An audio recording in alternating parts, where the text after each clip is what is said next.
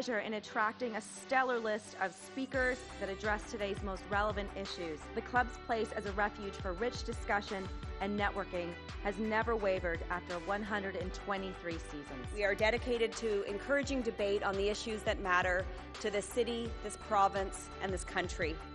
The Canadian Club is one of the most important podiums anywhere in the world that a Canadian can speak to, tell Canadians what it is that they think, develop those thoughts.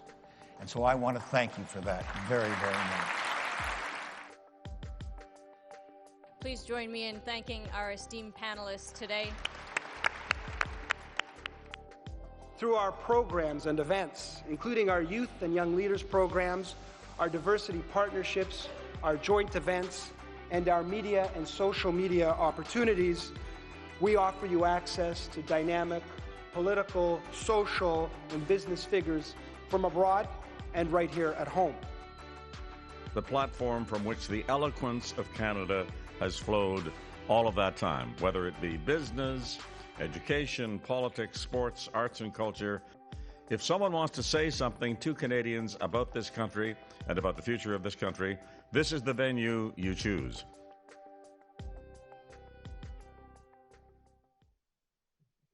Hello, and thank you for joining us today. My name is Anita McCuitt, and I am president of the Canadian Club of Toronto and national leader of technology, media, and telecom and consumer markets for PwC Canada. Even though we're connected virtually today, it's still important to recognize the land on which the club sits and where many of us live and work.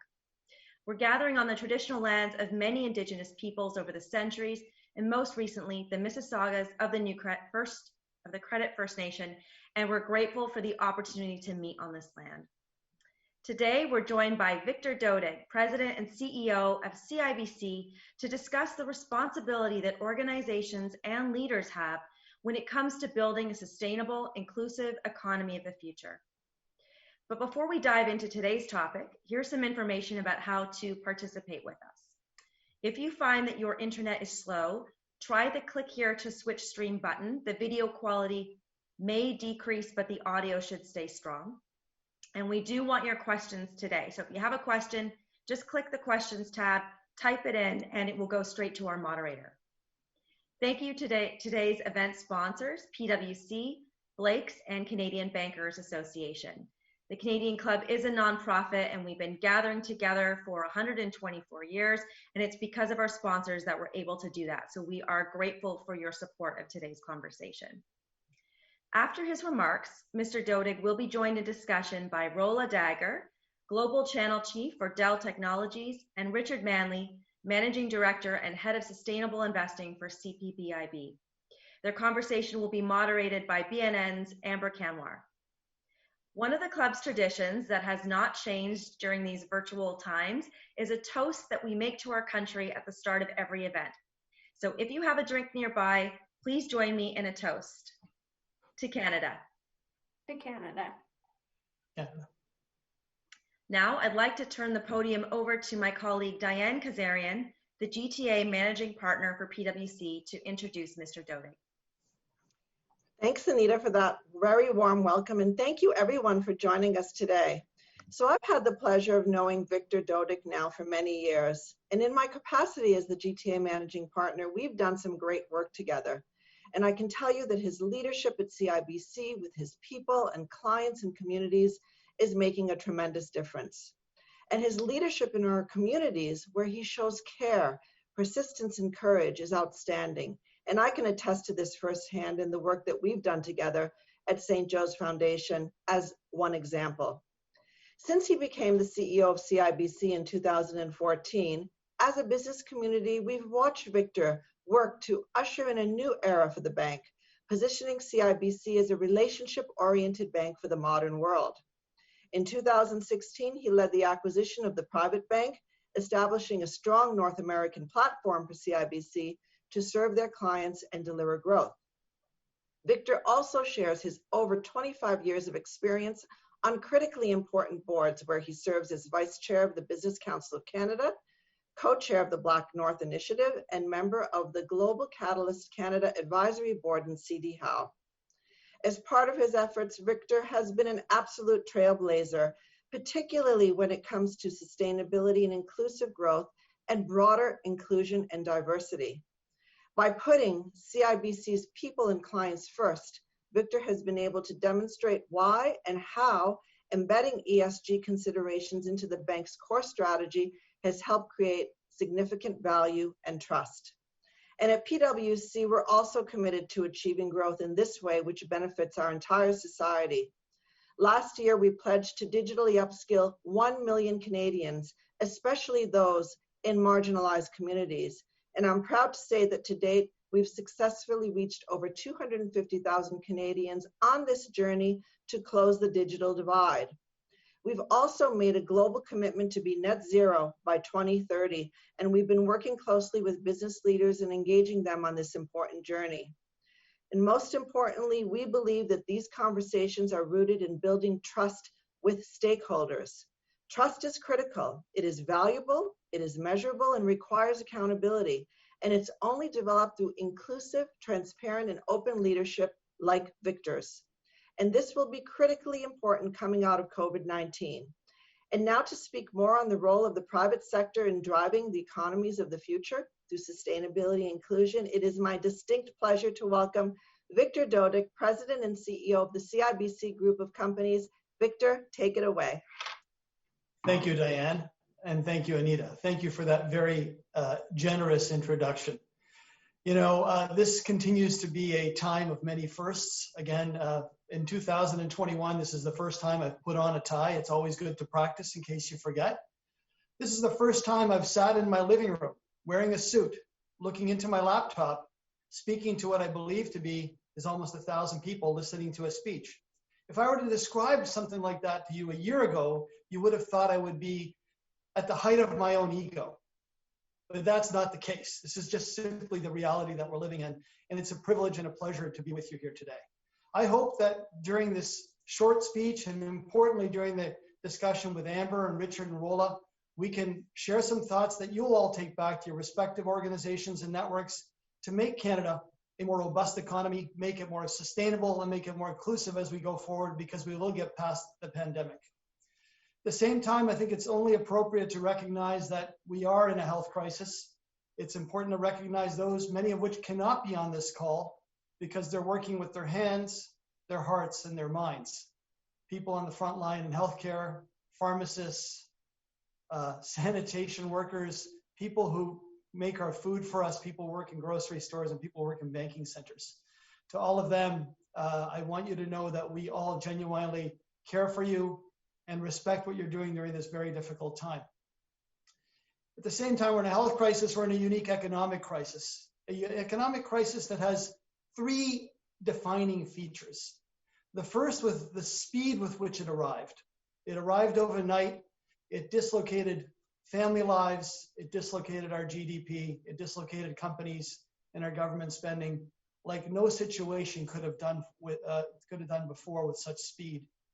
The second thing, and I think we'll see this as we come out of the pandemic, but you hear it is manifested in the K-curve, and you see it in retail, you see it in the hospitality and tourism industry, just the devastation and the inequality that is going to emerge, and in fact exacerbate some of the inequality that we went into this pandemic with going forward. And we have to be mindful of that. Parts of our economy are ravaged. Those at the lower end of the income spectrum have felt the adverse economic impact more so at the higher end of the income spectrum.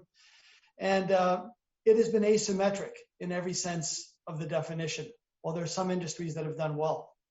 The third thing I'd say is it could end quickly. And while we listen to the news each and every day and we hear about the vaccine rollouts and the lack of supply and the commitments to the future, I know, and you all know, it will end. It will end with the vaccine rollout. It will end as the R number goes below 1 and the virus exponentially starts to diminish. And then we're going to have to ask ourselves, where do we go from here? And what kind of an economy do we wish to build? Too often I hear about the liquidity that's been built up in the system. I hear numbers like $140 billion, $170 billion, or $80 billion more in stimulus that were in excess of lost wages. And there's no doubt about it. You see that in the Canadian banking system. across all institutions, deposits have gone up. They've gone up on the personal side, they've gone up on the business side, and they will be there to stimulate the economy once we come out of lockdown. But I have to caution everyone that that stimulus that has been pent up is not what's going to drive the Canada of the future. It's going to help some parts of the economy get back on its feet, but it could manifest itself in conspicuous consumption.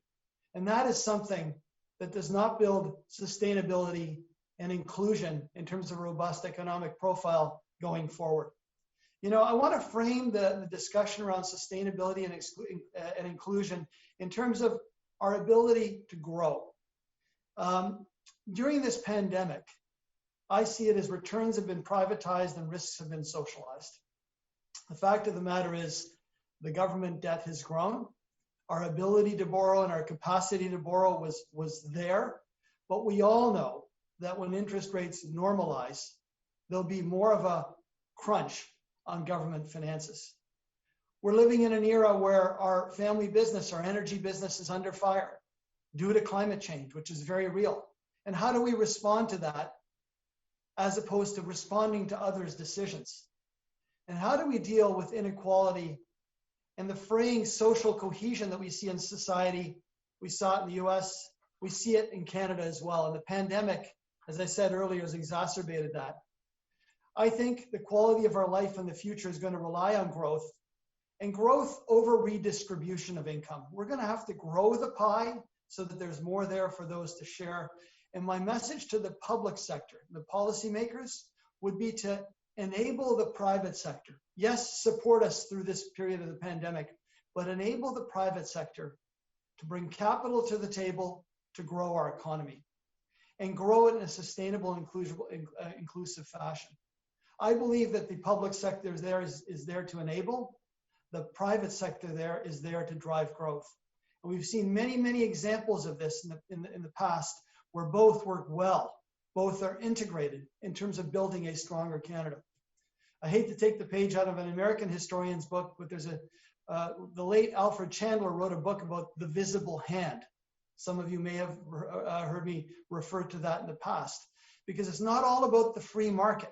The free market works when the visible hand of leadership makes a difference. The visible hand in his context was how Americans' industries got built up in the early 1900s. I think that concept of the visible hand is going to play an important role in the private sector's role going forward to make sure we have a sustainable and inclusive economy. So what's going to feature in terms of the sustainable and inclusive economy, and what's going to feature in terms of driving our growth? I look at three specific pillars when I think about driving economic growth. I look at the financial pillar. And the financial pillar means that we need to bring in more foreign direct investment into Canada. The financial pillar means we need to have deeper capital markets in Canada, because when interest rates normalize, we better have a pool of risk capital that's known as equity that can play a role in growing the economy, because debt will at some point in time, and it's hard to picture this, it will get more expensive for one reason or another. It could be credit risk, it could be inflation. I look at intellectual capital. I think here Canada is making some good headway in terms of its immigration policy, which is there to attract skilled immigrants. And post-pandemic, we should see the uptick that the government's announced and the global express entry for those who are skilled to come in more quickly and with ease. But we also need to think about technology and how it's impacted those in society positively, but also adversely. And I'll get to that in a moment. And the final pillar is social capital. How do we build social capital going forward? And you know, some people will hear the speech and they say, "Hey, he's not a capitalist." Let me say unequivocally that I am a capitalist. I believe that companies exist for a reason. They exist to ensure that clients are served and shareholders benefit, and it's an ecosystem that works very, very well. But I also believe we have a social role to play, in addition to the government's playing that role. These three elements of financial capital, intellectual capital, and social capital all need to work together to build that sustainable and inclusive economy. As we go forward, we talk about the sustainable future. I want to use the ESG lens, and you know, some people will roll their eyes and say there's too much in the headlines about ESG, environmental, social, and governance factors. but it is an important lens with which investors are going to look to, and it is an important lens which leaders, whether in the public, private, or nonprofit sectors, must look to going forward. I know at our bank, at CIBC, we take it very seriously.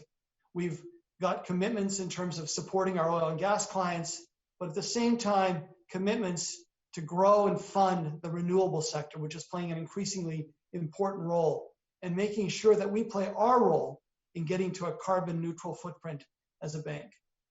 We have a role to play in making sure that our employees all feel like they're included in our culture, irrespective of their backgrounds, what they look or what their social orientation is like or what they believe. I always say to them, just come with your entire self to our bank, and we don't compromise on talent, but we'll make the most diverse team work together. And the third thing on governance, our board has come a long way. We're almost half men and half women. We are chaired, we will be chaired starting in April by Kate Stevenson, and we've got a diverse set of Americans and Canadians with a diverse set of skills to move our company forward. So that's our little page. But what does it mean for Canada when you use that lens? The environmental factor of ESG.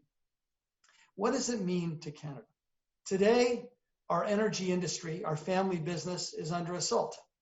People are talking about how we produce and how it's not responsible and how it's thick tar sands crude, when the fact of the matter is our energy industry has worked very responsibly to reduce GHG emissions by a significant factor and continues to work on carbon capture and sequestration technologies that will make sure that Canada's oil and gas is produced responsibly. And sustainability and inclusion goes beyond the individual.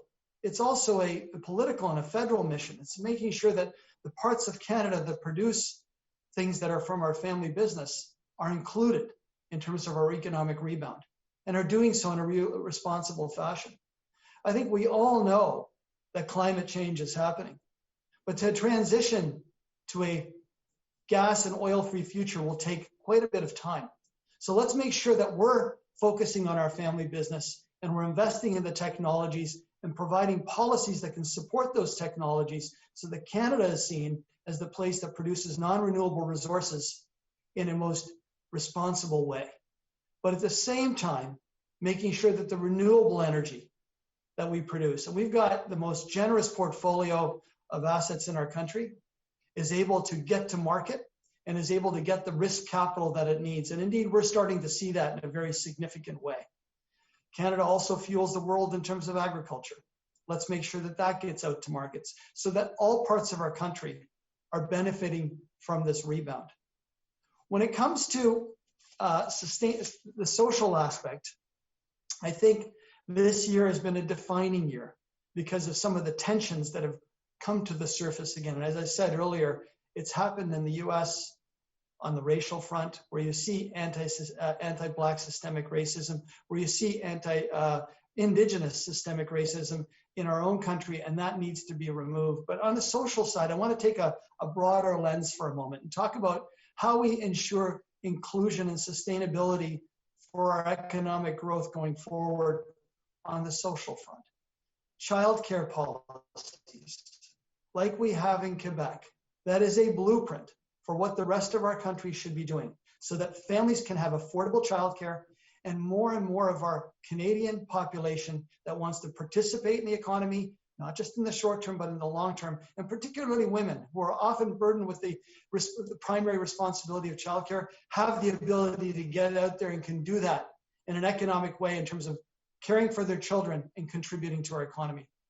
Supporting the marginalized groups and the groups that really have suffered from this pandemic and pre-pandemic, the Black community, the Indigenous community, initiatives like Black North, initiatives like the Black Entrepreneurship Loan Fund, where the Canadian banks have come together with the government to make sure that capital gets to those areas so that they can also contribute to the economic growth and well-being of our country in a sustainable way. The third group is the group that's been displaced by technology, or maybe complemented by their technology and needs to reskill or upskill in terms of their own contributions to our economy. So one policy measure that the government may want to consider is making sure that lifelong learning is part of what we do in this new economy that we're living in. Making sure that, for example, the Registered Education Savings Plan, the RESP, which now has about $63 billion Canadian in it, can be used not just for beneficiaries that are on the youthful side of their life, but can be applied to your lifelong learning equation as you seek to upskill and reskill. And the fourth area would be small business. How do we ensure that our small businesses remain a vital part of our economy going forward? As I said earlier, we know what parts of the economy have been ravaged by the pandemic, and we know some of those businesses were on the ropes to begin with because of technological changes. We need to get more capital to them, and we also need to have policies that ensure the private sector can come in and make its equity contribution to that part of our economy. So perhaps the government should be considering an increase to the capital gains exemption for Canadian-controlled private corporations to make sure that current owners could sell to new owners who are willing to carry the torch forward. There's a generational change happening in our small business sector. Now that it's really suffered in many ways, let's give them some tailwind so they can come back after the pandemic and have new and fresh capital come and contribute to the small business sector. When it comes to governance, look, Canada is known as a country that has a very low corruption index, puts governance at the very forefront of what we do, transparency, integrity, trust, and it manifests itself in the boardrooms. Most recently, the focus has been on gender diversity in the boardrooms through Catalyst, through the 30% Club, and through the fine efforts of all of you who've made sure that our talented women, our talented Canadian women, are making a contribution in the boardroom. You know, 5 years ago, when the 30% Club chapter started in Canada, 247 TSX listed companies did not have a single female on their board. Today, all of them do, and they need more. Then we need to focus on visible minorities, the Black community, the Indigenous community, other visible minorities in Canada to make sure that they can contribute. Because in the end, what we want to build are companies and governments and ministries that reflect the population we're trying to serve. That's what builds sustainability. That's what builds inclusion. And every one of you play a role in that. Again, the government reaction, I just want to conclude with a couple of things, because I don't want you to think I'm telling everybody what should be done that hasn't been done. I believe that we have really come a long way through this 10 months of this pandemic. The government response, in spite of some of the bumps in the road, has taken care of companies and has taken care of the least vulnerable and is addressing the healthcare crisis. They've also done their role in terms of the economic crisis. So we see this in many parts of the world, particularly the developed world, where the resources are there to help. We've also seen the private sector play and will continue to play a role in that recovery. But we need to kind of continue the tailwinds for the private sector to continue to contribute. Our ability to build a sustainable and inclusive Canadian economy is premised first and foremost on quality economic growth. With that, not dividing the current pie better or more, but growing that pie so that everybody can see the quality of their life improve. And if we dedicate ourselves to moving beyond that status quo of it's going to be okay, the stimulus in the system will carry the day, I think we'll have a false sense of security. We all know where the global economy is moving. We all know that we got to bring the family business along and focus on the newer parts of our economy. And with that, make sure that all our citizens are feeling like they have a hand up, not a hand out, to make sure that they can meaningfully contribute to our growth. And with that, I'd like to hand it off to Amber and our panel, and we'll get into a discussion. Thank you for listening to me. Thank you so much, Victor. You said a lot of really important things that we're going to hope to tackle in the panel discussion. By way of introduction, my name's Amber Kanwar. I'm a host at BNN Bloomberg. I host the morning show.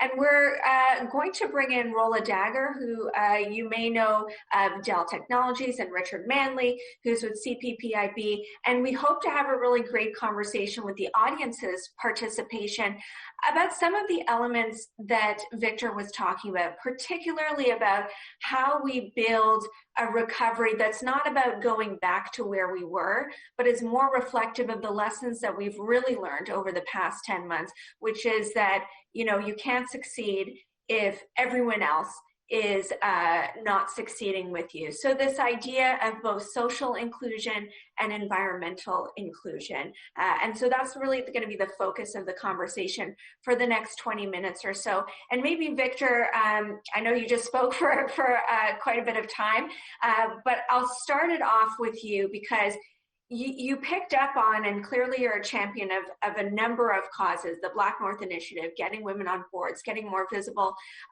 diversity, not just in the rank and file, but in the executives of the organizations. A number of causes for a bank CEO who's in the middle of one of the worst economic recessions that we've ever seen, where it seems like there's crises all around. You could be focusing on other things. And I'm just curious why this particular cause is something you think needs to be at the forefront of the conversation. I want to assure all our viewers that I spend a lot of time on our bank, and that is important to me. But through our bank, we can see the lens of the economy. The Canadian banking system is a concentrated industry structure, but through that, you actually get to see the entire spectrum of what's going on. You get to hear from your employees. You get to hear from the disenfranchised clients and employees, and you see the pain, but you also see the potential for prosperity.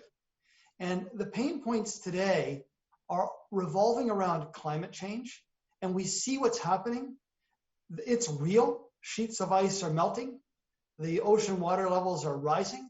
Investors are spending more attention on this.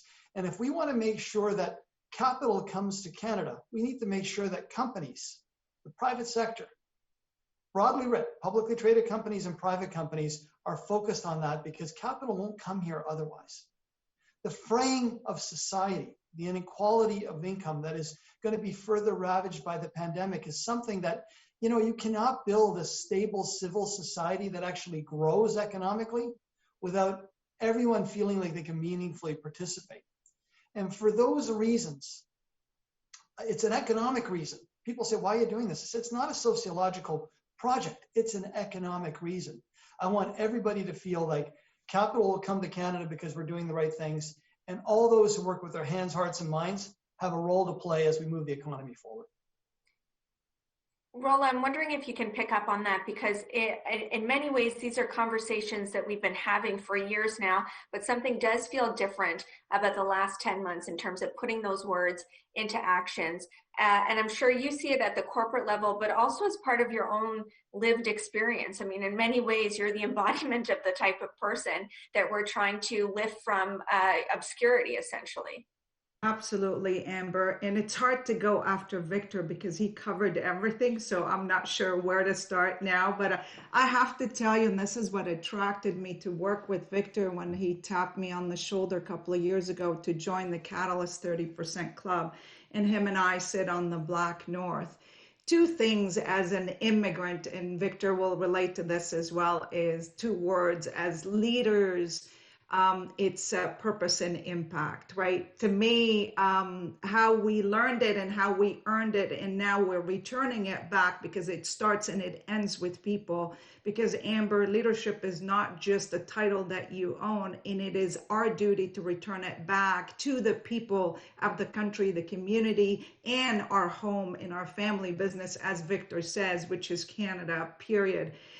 So to me, gone are the days where organizations talk about shareholders, because today it's all about stakeholder capitalism. You'll see what's happening in the World Economic Forums, and all companies, including Dell this week, that signed the World Economic Forum pledge, which is all about capitalism and it's all about social impact. In more and more, we need leaders to step up and actually preach in practice those, when we talk about ESG, the S is so important because we need to double click on that S, which is the social impact, because once you start with your biggest currency in any organization, and it's your people, because your people have the ripple effect of impacting the culture and impacting the community, partners, and customers. And that is our job as leaders.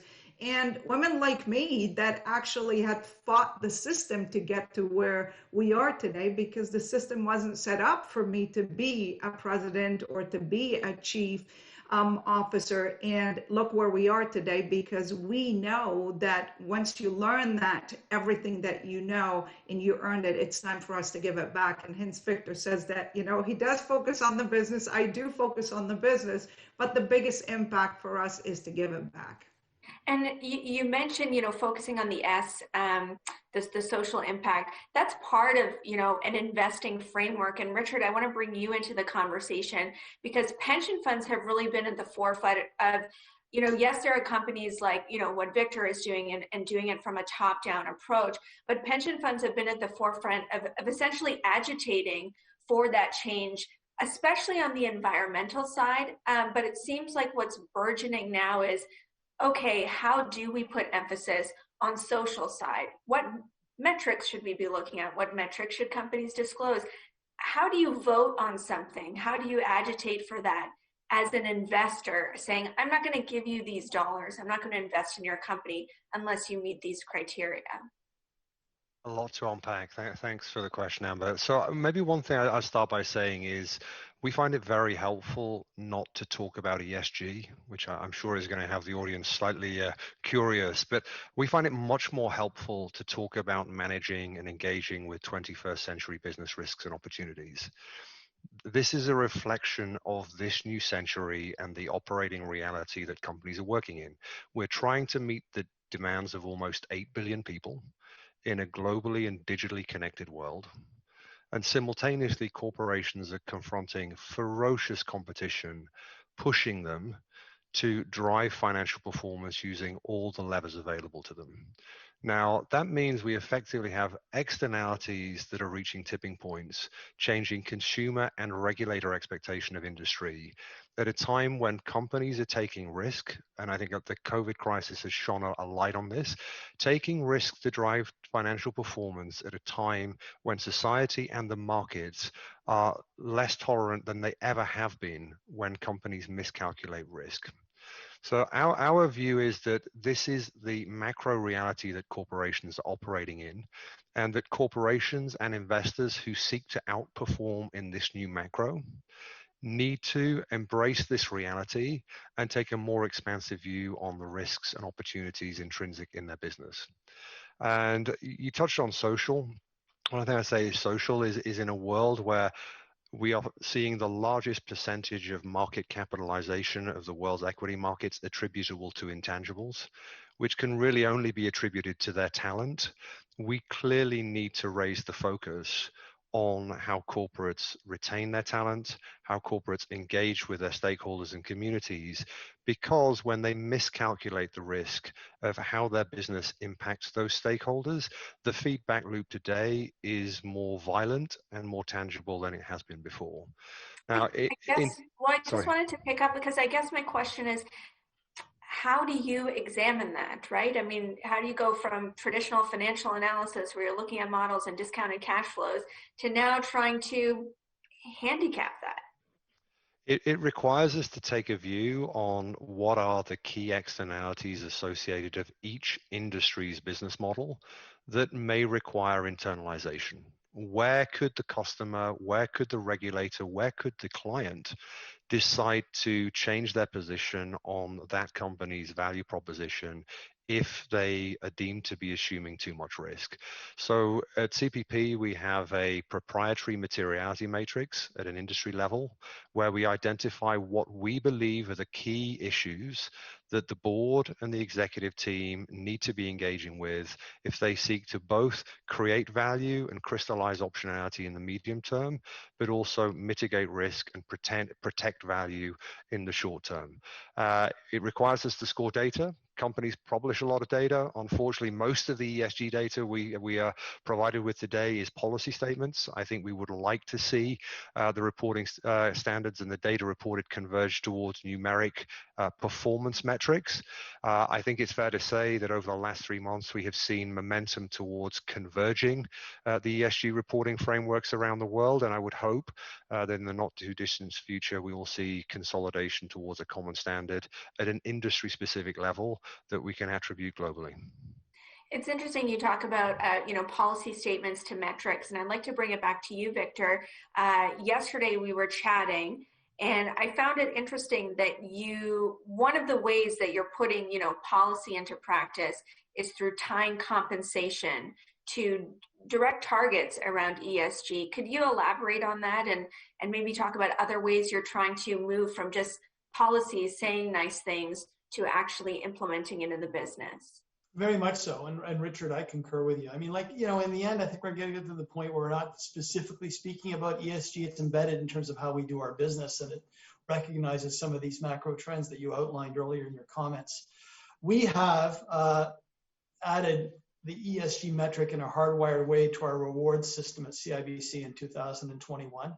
It's a 10% component, and it is based on our targets. So it's really hard to measure that on policy statements alone. It is overwhelmingly based on targets in terms of our commitment to the renewable sector, our commitments to being carbon neutral by a certain year, our commitments on the S side in terms of diversity, where we're measuring that, because in the end, my philosophy is if it's not measured, it's not managed. It just becomes fluff. And when it comes to governance, you see it reflected in our board, as well as other factors. So we have a coded arithmetic way of doing things. I will say that over time, we'll get better and better at measuring it, but without starting it, it'll never get going. So we've decided this year, this is the year we're going to do it. It's going to be meaningful enough, but it's also going to be on the radar screen. Everybody's going to watch it. Everyone's going to understand what we are rallying around as a company. We've also assigned one of our executive committee leaders to be the responsible executive for tying together all of what CIBC is doing into a framework that our investors can understand. Let's introduce the topic of technology and how that either helps or hinders the goal of social inclusion. Rola, maybe I'll start the discussion off with you. In some ways, yes, technology can really even the playing field, but in others, there is a tension there because often it's used for cost cutting, and that can be code word for job cuts, leaving people behind, and often it is already the disenfranchised part of the community that feels the brunt of that. How does a company reconcile with the need to cut costs and that happening through technology with, not being the best community member? Great question, Amber. And it's like the love-hate relationship where we love technology, but then you hate it because you have to create discipline around it. So let me start by saying technology is an enabler, but people are the transformers. And technology is an equalizer today and not a source of division, because we're seeing technology as creating some digital divide. And we've seen it in the last election, how they use technology to manipulate, and we're seeing in a political view, and we're seeing on a personal level and a professional level in terms of how technology could be used. So no matter what, when the internet started back in the days, they said, my goodness, how many jobs are going to be lost? And then yet the technology and the internet created so many jobs. And as we introduce now new technology like AI, machine learning, all of that technology, it's going to help create more jobs in the right areas that we need to focus. And Richard touched on reskilling and upskilling, which is really important. So if I look at Canada overall from a technology perspective, we have about 250,000 jobs that will be created in the new digitally transformed Canada that we need to tap on that. Because today, the biggest challenge that Richard, myself, Victor, that we face as leaders is the innovation economy isn't just an idea or a concept. It is an international war that we have to go and fight for skills. And how do we actually attract skills to Canada? But the most important part, how do we retain those skills and make sure that, you know, Silicon Valley is not taking all the Canadian engineers because they pay more, and how technology in Canada and the government is helping, but we still have a long way to go. So it's all about the quality of the technology and the quality of data you decide to use as an organization to help you advance, and actually provide the people the tools and the collaborations like yourself, Amber, and the four of us now on the call. A lot of people don't have the luxury of having these technologies at their desk to do what we do. And how do we ensure we as leaders and organizations are providing that technology to enable human progress? Because right now, technology more than ever is impacting human progress. But how do we use it widely? And how do we as organization embed those measurements in terms of are people using it the right way? Are we using it for social impact the right way? Are we using it in a future where it's all an inclusive culture across the board that technologies help enabling every single person in the organization? Victor, do you want to pick up on that? Because I imagine as a bank that is laser focused on technology and the transformation and providing digital products to your customers, that's one of the things you have to think about is how you can do it in an inclusive way.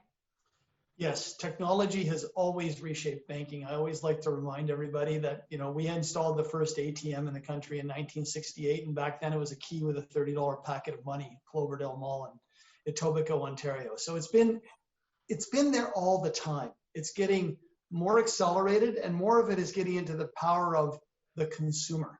Our clients are demanding that we reshape the bank.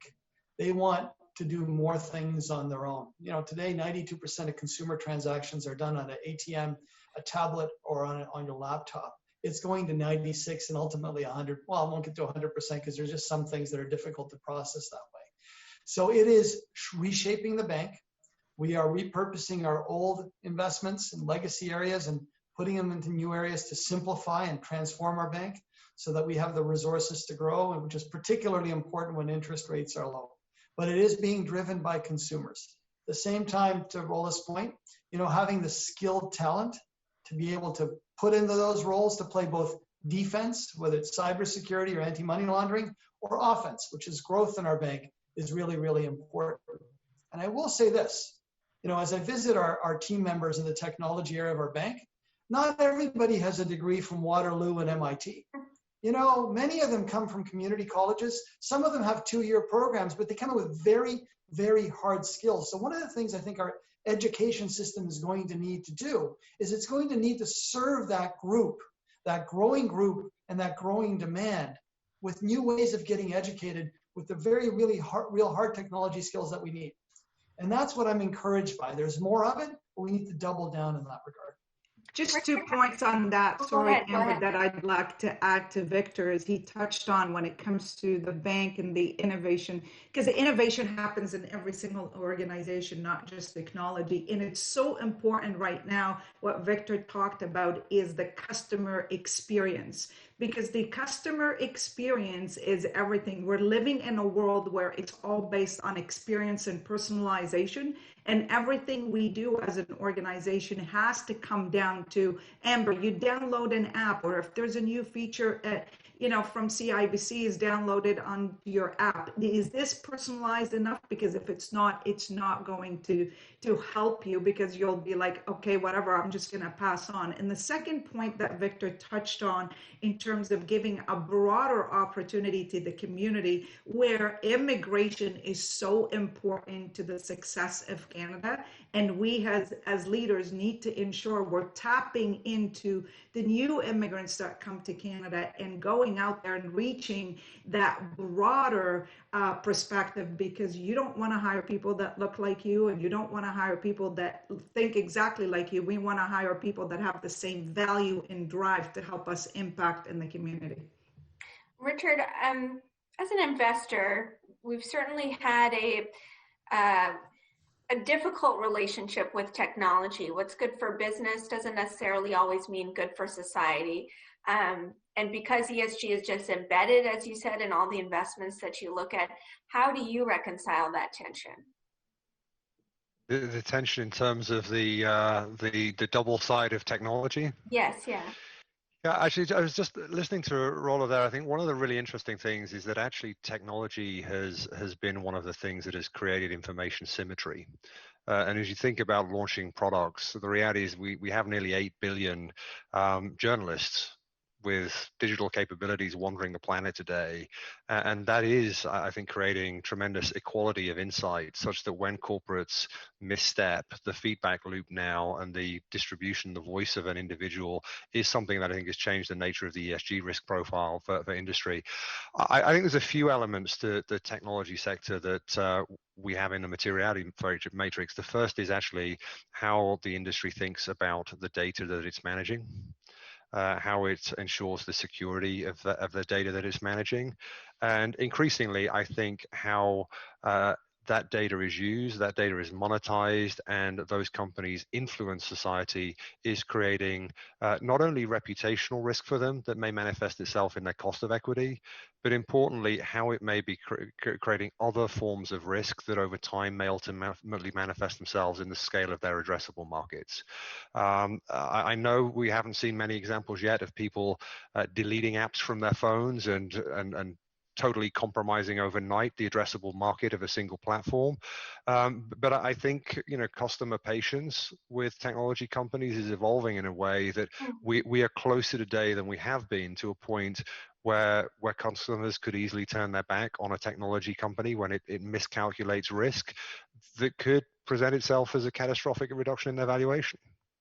That's an interesting point. And from technology, I'd like to go back to one of the topics you brought up, Victor. And I actually have never heard anybody talk about energy as Canada's family business, but it kind of captures, it seems, how Canada feels about the energy sector. Yes, there's some family infighting, but there's no denying, I guess, the contribution to the Canadian economy. How then should the family feel about things like the cancellation of Keystone XL and what that means for economic inclusion, people that are left out as a result of, transitioning to more sustainable energy?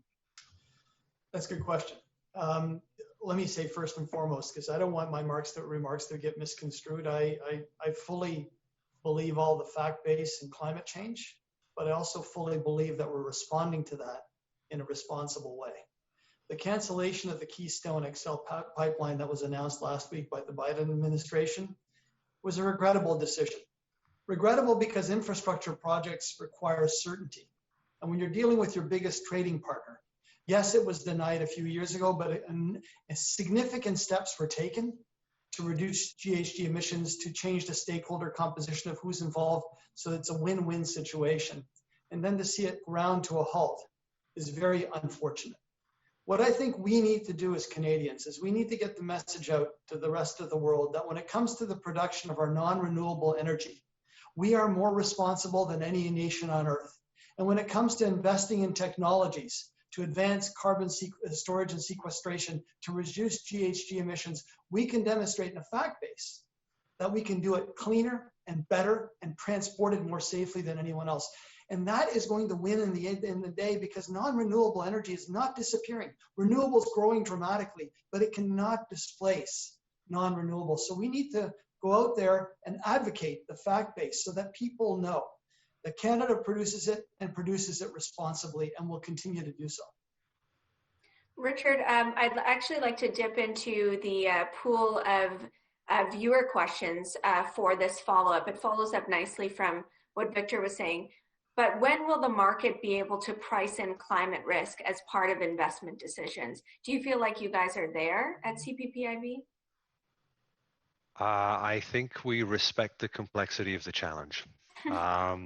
This is arguably the biggest investment risk and opportunity of a generation, and I know as a species we like to confront complexity with simplicity.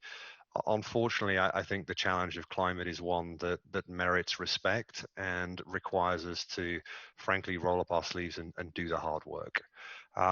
Victor just talked to innovation. I know a lot of people focus on the notion of a transition, but we need to pursue the optimal transition. And the optimal transition is the one that removes the most carbon from the economy with the least impact to the economy. And there's three really important variables we need to understand in shaping that outlook. And one of them is the long-term equilibrium cost of all abatement solutions. This is not just about wind and solar. Victor's talked to CCS. We need to think about hydrogen, deep geothermal. We are not, I think, in a position where we can contemplate an either or approach to the transition. It needs to be everything is thrown at the solution. I think another consideration is the regulatory landscape and also the carbon prices that companies need to feed into their investment decision making, because we are confronting decisions that will require billions of dollars of capex to be deployed in ways that will shape a corporate strategy for many years to come. Now, with respect to innovation, the energy industry has been in a permanent state of innovation for a century, responding to every economic and every engineering or geological challenge they've confronted in that time. But I think it is fair to say that they've only really had an economic incentive to confront CO2 for a relatively short period of time. And I think we have yet to see this industry unveil anything like the full potential of it to deploy its financial and human capital to pursue solutions. So I think there's a real opportunity to reframe the discussion here of away from what's the carbon challenge to potentially what is the hydrogen opportunity. And I think one of the things we'd say is we clearly are investing in technologies that will shape the greening of energy, but at the same time, I think we're very keen to support companies that are identifying the challenges of the transition and a commitment to decarbonize and transition their businesses, to provide them the capital they require to transition their businesses and support that transition. With respect to pricing it, we're getting closer. We're certainly seeing the cost of equity of the solutions providers fall. It strikes me at the moment we're seeing the cost of equity of companies yet to announce a transition strategy rise. But I think we're also starting to see, as companies provide visibility into their transition approach, the market can move quite quickly to reprice those securities as they provide visibility. Victor, I'll hop this one over to you. It's another follow-up from a viewer on Keystone XL. I don't know if you'll be able to answer it directly, but the spirit of it, with the cancellation of Keystone XL, where do you see oil and gas in the Canadian economy? Why are large organizations not speaking out and supporting the oil and gas industry and the West with the current federal government? And I think, Victor, that question also gets to a heart of and a feeling of disenfranchisement. Yes, and this is where I think we have to treat first of all, Richard, your articulation was so eloquent. I agree with everything you said, absolutely everything. In terms of what we need to do is we need to be thinking about our portfolio of energy assets as a country. I always remind everyone that Hydro-Quebec was trying to get its power to the state of Massachusetts and was dealing with issues in the states in between in terms of transmitting that power, but I heard nobody else speak about it. That was a pipeline issue of a different form, getting hydroelectric power to the United States. I think we need to think about our portfolio of energy assets as a country. It can be a unifying force. I think the common element is the reduction of carbon and producing it more responsibly. And I think the government really needs to think about public policies that will drive private sector capital into making sure that Canada can produce our non-renewables more responsibly than anyone on earth. They should be buying our technology in other oil producing nations of the world because we've got the best technology to reduce the carbon footprint in non-renewables while thinking about our overall energy assets. Nobody talks about uranium. Uranium is going to play an important role as well. We're one of the world's largest uranium producers. So the dialogue has to move from issue to issue to issue to one of how do we pull together as a country and make sure that Canada in the 21st century and beyond can fuel the world when it comes to the energy assets we have, when it comes to the agriculture we have, and when it comes to building that service and innovative economy that I know we're capable of doing. And we need to get that discussion going. It's about growth. It's about growth with our family business and the businesses that are emerging around the world that we want to capture our fair share of, because we've got the intellectual capital to do it. We just need the policies and financial capital to drive it forward. This will be the last question. I'm going to put it to each of you, and I'm going to ask for a specific example. The viewer is asking for the best strategy to promote more effective representation of women, minorities in our corporate, political, and other public and private institutions. So I know that's a big question, and so I just want to distill it down, maybe just to your own organization or what you see. What's an example of something really concrete and tangible you've been able to implement that has been effective, that at least at the very least breaks down some of the barriers? And maybe Rola, I'll start with you. It's such an important question, especially now more than ever. The last 10 months have created so much. And I'll start by saying that we as leaders need to be comfortable of being uncomfortable. We need to be more visible, more empathetic, and more vulnerable of telling stories, our own struggles, because those are the power of our people tomorrow. So I will give you a couple of examples of, I started the mental health conversation in the workplace, especially now more than ever. Mental health is health, and so many people are actually being impacted during the pandemic. That's one. Two is starting the conversation of being uncomfortable, of actually changing the culture around how we think, and be actually courageous about putting changes out in the organization, like Victor and I, when we were asked to go and sit on the Black North, where we said that the Black community and Black people in each organization need to have a voice and an equal opportunity to do everything. In the Indigenous community, the immigrant community, all of that, those conversations are so difficult because it doesn't matter which way you tackle the conversation, someone in the organization will have an issue. How come it's not about me? We need to understand the challenge. We need to be courageous to actually see the change and be the change and go out there and execute on the change. Richard, I was wondering, I don't know if you have a specific example, but I'm interested to learn more about the voting tactics that a pension fund takes when a company doesn't meet the standards you're looking for, particularly on ESG. Absolutely, Amber. And I think we can tie it to the audience question. And what I would say is develop a really clear basis to support your position, articulate your expectation, and then reinforce it in your actions. And we've had a diversity voting policy now for several years. We articulated that policy when it became very clear from the academic research we were reading and the research we did ourselves that more diverse boards deliver companies with superior risk-adjusted returns. Our mandate, therefore, requires us to advocate for greater boardroom diversity. And we presented that position. We set our expectation very clearly of companies, and that is that we expect you to build the best board for our business, and the best board will demonstrate diversity in all of its forms. But we do seek that over time we will have minimum representation of women in the boardroom of over 30%. And then we reinforce that in our voting actions. And we said very clearly that if the nominating committee of your board is not able to provide us the boardroom that we need to steward our company, we will reflect that in how we vote for the reappointment of these directors. And Victor alluded to it earlier on. We have seen Canada go from, I'd say, the sorry position of having many companies with no women in its boardroom to the situation today where all of the composite companies have women in the boards. But I think all of us on the call would probably concede as well, we have much further to go, and we will continue to ask that of directors in enhancing diversity even further.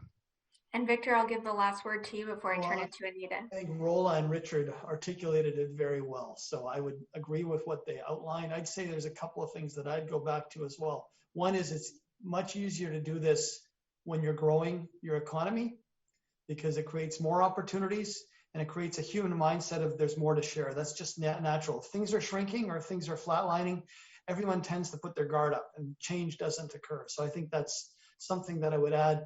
And then something that's very non-corporate, very non-strategic, but I can speak to it personally. I'm the son of an immigrant, a refugee, in fact. My mother cleaned houses. My dad worked in a warehouse most of his life. And I remember the summer when I was 6 years old and my mother was cleaning a house of one of her clients. He was a chairman of a hospital. And he took interest in me and took me around, showed me the inside of a hospital, showed me how offices work. And it was those small gestures where someone says, hey, you, let me show you how the rest of the world that you don't know looks like. And maybe you'll take an interest in it. And here's where I am today. And the kindness of strangers sometimes goes a long way, and we shouldn't discount that. And especially in these times. Victor, Rola, Richard, thank you so much for being so open and candid in this conversation. I really appreciate it. I hope the viewers appreciate it. And Anita, I'll turn it back to you. Thanks, Amber. Victor, Rola, Richard, thank you for taking the time to join us today. Victor, you certainly made a strong case for Canada's energy sector and striving to be a world leader in responsible and sustainable energy. And it's clear from all of your comments that the risk profile of any company today now includes ESG, and any companies would ignore this at their peril. Amber, as always, it's wonderful to have your guidance of today's conversation. Guests, we'll hope that you join us for some of our upcoming events. Tomorrow, Thursday, January 28th, we'll host a panel of chiefs of police for Ottawa, Waterloo, and Kingston to discuss policing in 2021 and the challenges and changes facing Canadian communities. And then on Wednesday, February 3rd, we'll be joined by President of Shoppers Drug Mart, Jeff Leger, for a conversation on how pharmacies have stayed focused on patient care and digital services, and how Canadian pharmacists can help support the vaccine rollout. Thank you again to our sponsors, PwC, Blake's, and Canadian Bankers Association. We are very grateful for your support. Thank you to our AV supplier, Van Valkenburg Communications and LiveMeetings.ca, for making it possible for us to come together virtually today. Guests, thanks for joining us. Stay healthy and stay safe. Thank you. Thank you.